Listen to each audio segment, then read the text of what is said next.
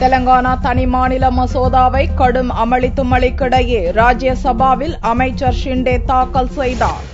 தெலங்கானா தனி மாநிலத்தை உருவாக்கும் ஆந்திர மறுசீரமைப்பு மசோதா லோக்சபாவில் பாரதிய ஜனதா ஆதரவுடன் கடந்த செவ்வாயன்று நிறைவேற்றப்பட்டது. அதைத் தொடர்ந்து ராஜ்யசபாவிலும் தெலங்கானா மசோதாவை நிறைவேற்ற மத்திய அரசு திட்டமிட்டிருந்த நிலையில் ராஜ்யசபாவில் மசோதா தாக்கல் செய்யப்படும் போது திருத்தங்களை கொண்டுவர பாரதிய ஜனதா முடிவு செய்தது. திருத்தங்களை கொண்டு வந்து நிறைவேற்றினால் மீண்டும் லோக்சபாவுக்கு மசோதாவை அனுப்ப வேண்டிய நிலை ஏற்படும் என்பதால் பாரதிய ஜனதா தலைவர்களுடன் பிரதமர் மன்மோகன் சிங் மற்றும் மூத்த அமைச்சர்கள் புதன் வியாழக்கிழமைகளில் தொடர் பேச்சுவார்த்தை நடத்தினர். நீண்ட பேச்சுவார்த்தையின் இறுதியில் அரசுக்கும் பாரதிய ஜனதாவுக்கும் இடையே சமரச உடன்பாடு ஏற்பட்டது.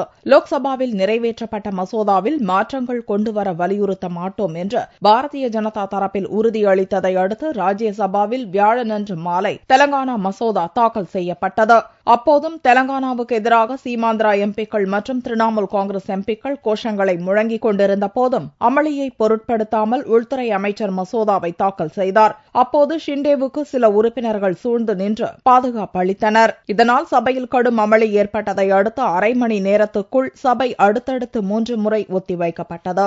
அதன் பிறகு சபை கூடியதும் மசோதா மீதான விவாதம் துவங்கியது. பாரதிய ஜனதா எம்பி வெங்கையா நாயுடு பேசுகையில் சீமாந்திராவுக்கு 10,000 கோடி நிதியையும் வரி சலுகைகளையும் அளித்தால் மசோதாவை ஆதரிப்பதாக தெரிவித்தார். மத்திய அமைச்சர் சிரஞ்சீவி பேசுகையில் ஆந்திராவை பிரிப்பது துரதிருஷ்டவசமானது என்றும் காங்கிரஸ் பாரதிய ஜனதா தான் இதற்கு காரணம் என்றும் சாடினார். பகுஜன் சமாஜ் கட்சி தலைவர் மாயாவதி பேசும்போது தெலங்கானாவை ஆதரிப்பதாகவும் உத்தரப்பிரதேசத்தை 4ஆகவும் மகாராஷ்டிராவை 2ஆகவும் பிரிக்க வேண்டும் எனவும் கோரினார். மார்க்சிஸ்ட், சமாஜ்வாடி, தெலுங்கு தேசம் கட்சிகள் மசோதாவை எதிர்ப்பதாக கூறின. திமுக எம்பி கனிமொழி மசோதாவை எதிர்ப்பதாக கூறிவிட்டு தன் கட்சி எம்பிக்களுடன் வெளிநடப்பு செய்தார். மசோதா மீது பல்வேறு கட்சிகளின் உறுப்பினர்கள் கருத்துக்களை கூறியதை தொடர்ந்து குரல் ஓட்டெடுப்பு மூலம் தெலங்கானா மசோதா நிறைவேறியது. கடந்த 5ஆம் தேதி துவங்கிய நீட்டிக்கப்பட்ட குளிர்கால கூட்டத்தொடர் வெள்ளியுடன் நிறைவடைகிறது.